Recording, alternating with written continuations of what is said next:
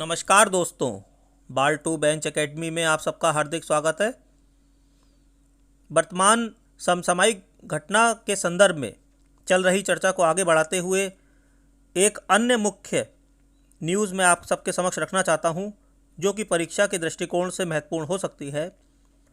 दोस्तों, स्विट्ज़रलैंड में अमेरिका के राष्ट्रपति जो बाइडेन और रूसी राष्ट्रपति व्लादिमीर पुतिन की एक अत्यधिक महत्वपूर्ण वार्ता हुई।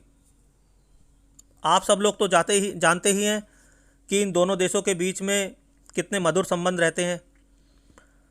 ऐसे में इनकी वार्ता बहुत महत्व रखती है। इस वार्ता में दोनों देश परमाणु हथियार नियंत्रण संधि को पुनर्जीवित करने के लिए बातचीत शुरू कर रहे हैं। दोस्तों, इस बातचीत से क्या फ़ायदा होगा? परमाणु हथियार नियंत्रण संधि को पुनर्जीवित करने से क्या लाभ होगा? इससे लाभ ये होगा कि दुनिया से परमाणु हथियारों का खतरा कम हो जाएगा।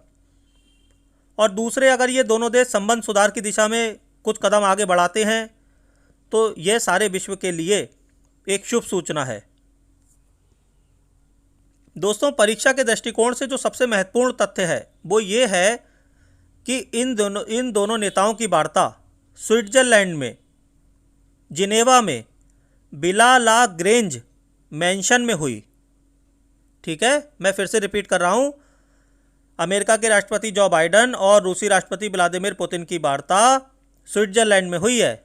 ना अमेरिका में हुई, ना रूस में हुई। कहाँ हुई? स्विट्जरलैंड में, जिनेवा में स्थित विला ला ग्रेंज मैंशन में।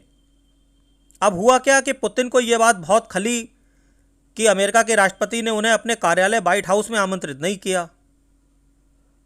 ठीक है, उन्होंने इस मीटिंग के लिए स्विट्जरलैंड में जिनेवा में स्थित विला ला ग्रेंज में उन्हें आमंत्रित किया। खैर, कोई बात नहीं, आपको तो याद करने में आसानी होगी इससे। रूसी राष्ट्रपति ने प्रेस वार्ता करके ये भी बताया कि दोनों देश मिलकर साइबर सिक्योरिटी का फ्रेमवर्क तैयार करने के लिए कार्य करेंगे। तो परीक्षा के दृष्टिकोण से ये बात बहुत महत्वपूर्ण है कि जो दोनों देशों की वार्ता हुई, इसमें एक तो परमाणु हथियार नियंत्रण संधि को पुनर्जीवित करने के लिए बातचीत की जा रही है, और दूसरा, दोनों देश मिलकर साइबर सिक्योरिटी का फ्रेमवर्क भी तैयार करेंगे।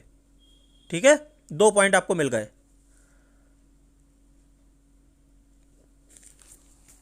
धन्यवाद।